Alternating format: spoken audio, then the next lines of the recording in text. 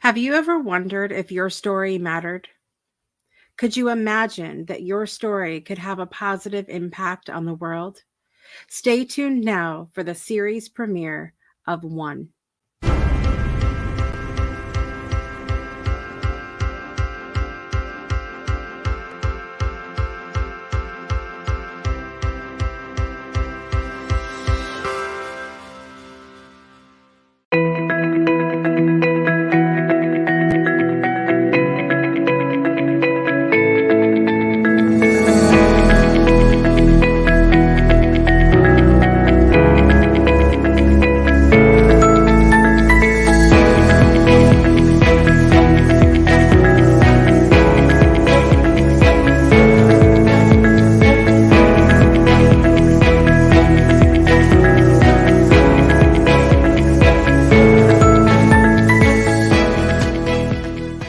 Welcome, everyone. You're watching One, presented by The Breakthrough Show. I'm your host, Jessica Dugas, and for this premiere episode, I'd like to introduce you to myself. I'm an intuitive mentor, an inspirational entertainer, and international best-selling author. I am the creator, producer, and host of The Breakthrough Show Network, a wife, a mom of 6 children, and a multi-passionate woman. I'm Jessica Dugas, and this is my story. I'd like to take you back to 2009. In 2009, I was at sort of a restarting point in my life. I had left an abusive marriage. I had attempted to start over. I had lost my job. I had 3 young children at the time. And while I think on the outside, I tried very hard to paint a picture of perfection, to paint a picture like I had everything all together, I struggled deeply on the inside. I felt every day like I was wearing a mask, and to be honest, I was. There was a lot of the fake it till you make it kind of attitude going on. And I think as you're attempting to live a life of authenticity, that can only last for so long. And so in 2009, as I felt this way, but had also met who is now my husband and the love of my life, I continued to struggle even though things had started to look up from how things were going. And around April of 2009, we got word that my 24-year-old brother was re-diagnosed with metastatic that my 24-year-old brother was re-diagnosed with metastatic melanoma. And while he had previously been diagnosed a few years before this and was in complete remission, this news of it coming back and being stage 4 was a complete shock to everyone. My brother was 4 years younger than me. I was 28 at the time. And I remember feeling just in shock. I was in shock. I think there was so many parts of me in denial that it was even happening. And I think like so many of us, I was going through the motions of feeling like it can't be real and almost like we're invincible. And throughout the next 9 months or so, my brother went through intense therapies, medications, surgeries as the melanoma spread throughout his entire body. I remember in October of that year of 2009 being pregnant with my daughter, my fourth child, giving birth to her. And the day after she was born, we got the phone call that Adam had to have emergency brain surgery. And it started to, I think, at that point, sink in a little bit further. And as time moved ahead, the doctors continued to be hopeful. They continued to say, well, he's young, he's strong, he can do this. I think so many of us thought and felt the same thing. And then in January of 2010, I think it was about 3 weeks in, I received a phone call that my grandfather, who helped to raise me, was not going to last through the day, that he was declining. Now, this is another story that I would tell another day, but my grandfather was a huge impact on my life, a huge impact on my life. Both of my grandparents were. And I was living in Alabama at the time, the rest of my family in Connecticut. And we made the decision, even though we didn't think we would make it, to say goodbye to him, to go ahead and begin the drive to Connecticut. We barely made it to Atlanta, which is about an hour and a half, 2 hours away from where we were living in Alabama, before we received the call that my grandfather had in fact passed away. We continued the drive up to Connecticut, and at the time, my brother Adam had been admitted to the ICU. The cancer was spreading. He was weak, and it wasn't a good situation. So we made it to Connecticut for my grandfather's funeral and continued to spend that week to help my grandmother get ready for the funeral, and also take the opportunity to make the approximately hour-long trip to Yale Hospital, where my brother was in the ICU, to get to see him daily. We would go often as we could. And I remember having a meeting at some point with the doctors and the rest of my family, my brother's fiance, her family, and them still being hopeful. I remember them saying, he's young, he's strong, we have hope. And at some point throughout that time, I don't know if something clicked in, or it became clear to me that it felt heavier to me than could hold up against the hope.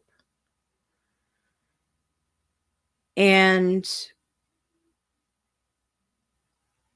I remember going into the room where he was, and he had lost so much weight and he was intubated. And I remember thinking, how could this be real? How could this be happening if he's so young and he's so strong and there's hope? How could he look like this? At some point, it came time for my grandfather's funeral. It was a beautiful funeral, and we went afterwards to the golf course where he used to caddy when he was younger for the reception. That morning, we had received a phone call from the hospital saying that Adam wasn't doing well either. So my mother had to make the difficult choice to go and be with Adam instead of going to her father's funeral. But we weren't at the funeral for long when they called and said it didn't look like Adam was going to make it. So we left the funeral, we left the reception, and began to head up to the hospital. We barely made it there. I remember the trip there, not even knowing what to say, not even knowing how to process everything. And I get in the room, and he had just taken his final breath. And I remember at that moment sitting down and feeling a wash of emotion. I felt so many things. I felt sad that he was gone. I felt angry that he had done everything the doctors told him to do. Everything. And we were losing him anyway. I remember that all fading, and immediately it was like a movie. It was like scenes from a movie flashing through my head of all of these different things in my own life. And then I remember feeling guilty. Why are you thinking of yourself when your brothers just died? Why are you thinking of you? But it was uncontrollable. I was thinking of all of these masks that I was wearing. I was thinking of all of the abuse I had been through. I was thinking of all of the challenges, all of the struggles that I was facing day to day. And I was thinking, what are you doing with your life? And I mentioned before about how sometimes as humans, I think we feel immortal. That was the moment I think I had really felt my own mortality so strongly. I think that was the moment that I had made the decision to change my life. Now, I didn't know how or why I was going to change my life. I knew why I felt that mortality. Like I said, I really became an explorer. I became a scientist. I connected with my intuition. I had spiritual gifts coming to me, coming alive every moment since I made that decision to really commit to changing my life, to taking off the masks, to exploring what I wanted everything to look like, from my role as a wife, my role as a mother, my relationship with myself, my health, what does spirituality look like for me? What is my relationship to God? How could I have this relationship to God and have these spiritual gifts emerging? There were so many things that started to come alive after my brother's passing, and I made that commitment to changing my life. Throughout the next few years, I continued on that journey, and in late 2017, I had been on this long spiritual journey. I had become a Reiki master teacher. I became plant-based, adopted a vegan lifestyle, and I had an opportunity. I was presented with an opportunity to write in a compilation book called Shine. And I immediately sat down and I said, I mean, I don't know that I have a story to tell. I think of it now and laugh and think, what do you mean you don't have a story to tell? This is this is my entire platform now. But I remember thinking that, and then I realized that the most powerful story that I had to tell was about the day that I chose to change my own life and do it in a perfectly imperfect way. I didn't know how or when or the logistics of what changing my life was going to look like. I just knew it needed to be to happen, and I knew I needed to commit to doing it. And so I committed to writing in this compilation of stories, and it was an amazing experience to connect with the other women also telling stories, to go through the editing process of having all of these thoughts and stories in my own head be edited and beautified for the book. And then the book became an international bestseller. And I thought, wow, this is amazing. What an incredible experience. Now what? Now what? It was crazy. I didn't have a plan. I had no idea what I was going to do next. And someone came to me about that time and said, Jessica, I just wanted to say thank you for writing that story. This was a person who had also experienced the death of my brother. And they said, I wasn't able to process it at the time, but you gave me a chance to experience it and really feel everything. And now this is a person who isn't isn't a full of compliments normally, and so in addition, it brought us together. It gave us a chance to talk. It gave us something to discuss. It gave us a point of connection. And that's the moment that I realize that sharing your story helps you as the author to heal. The author, the speaker, the orator of your story. It helps those listening to feel not alone. It helps them to be able to heal and process. But it also acts as a touch point to be able to bring us together for a deeper understanding and compassion for one another. And I knew somehow that this is what I needed to do. This is what I wanted to do, was create a space for others to be able to share their story. Now, the logistics of all of that came later. It became a mission of mine to find out, okay, what is this going to look like? While I enjoyed the process of writing, it's not my first medium, but I loved to talk. I was getting familiar with this live video thing. It was just becoming a thing back then. And I thought, this is what I need to do. Why don't I start a talk show? I don't know where I got that idea from. And with the help of a friend of mine at the time, the Breakthrough Show was born. And the Breakthrough Show became a space where I could share my love for and passion for sharing stories. I could share my own experiences of my own story and the things that I've experienced. But I could hold space for other people who had the desire to share their stories as well.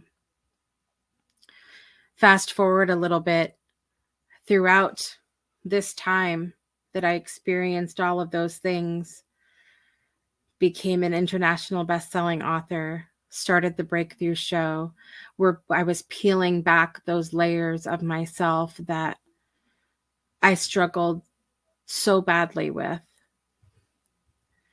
All through that time, I had began to experience some pretty significant health challenges.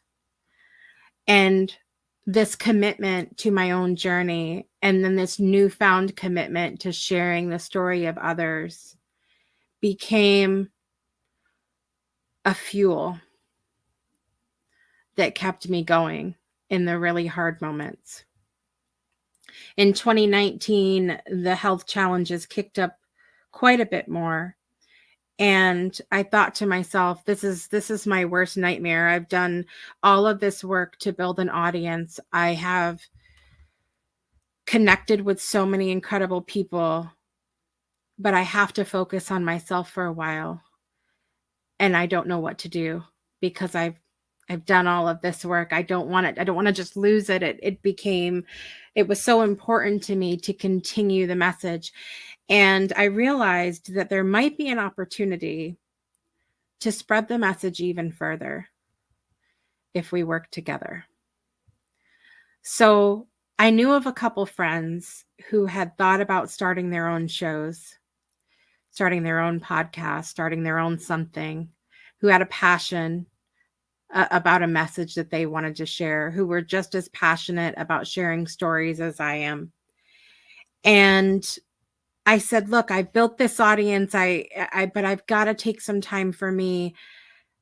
Do you want to do a show on my page on my social media where I've already built things.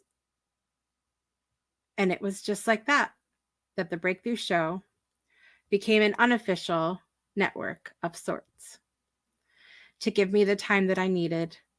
I traveled across the country to see a specialist. I began intensive different things to help myself. And I recommitted to myself again to focus this time on my longevity, on how I could move forward to continue the work that I'm doing. And a couple years ago, we made it official that the Breakthrough Show become the Breakthrough Show Network. So, all of this to say that if you've ever thought, like I thought, that you didn't have a story, that sharing your story doesn't matter, you couldn't be more wrong. Even with the ups and downs that is still my life today, living with chronic health issues day in and day out, having challenges as a wife, as a mother, as a human being. It's so powerful that passion for telling stories, that knowing that my stories and me setting the space for other people to tell their stories has impacted thousands of people around the world. That's still the fuel that fires me going forward. So I'm here to tell you today that your story matters. Your story can change the world. Your story changes lives. It changes lives, and it will change yours in the process too. And that's my one story.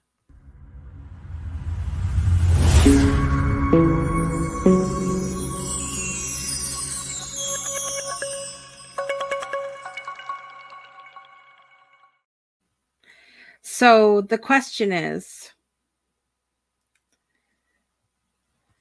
how did my one story change who I am as a person today? I think that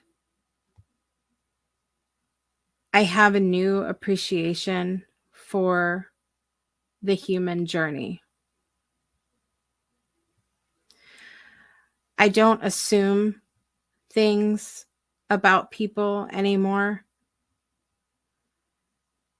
And if I do, I immediately check myself with what must that person have been through in order to be where they're at today. Because I'm still learning to ask that of myself. When I'm struggling in the moment, I'm learning to say, look what I've been through. Look what I've struggled with. Look what I've survived. Look what I've achieved. Look what I've been challenged with in order to be at this exact moment that I'm at today. I don't think I would be as aware as I am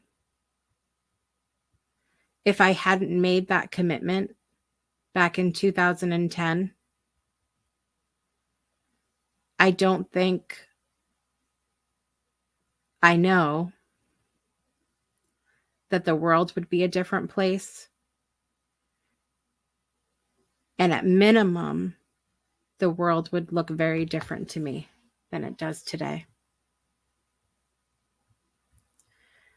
I hope that you've enjoyed this premiere episode of One presented by The Breakthrough Show. And I hope you'll tune in for new episodes each week to hear stories, be inspired by stories from people around the world and how their one story has made them into the person that they are today. Thank you all for being here and watching or listening wherever you are in the world. I'm your host, Jessica Dugas, and I'll be with you each and every week to share another episode with one guest, one story, and one question. I'll see you next time.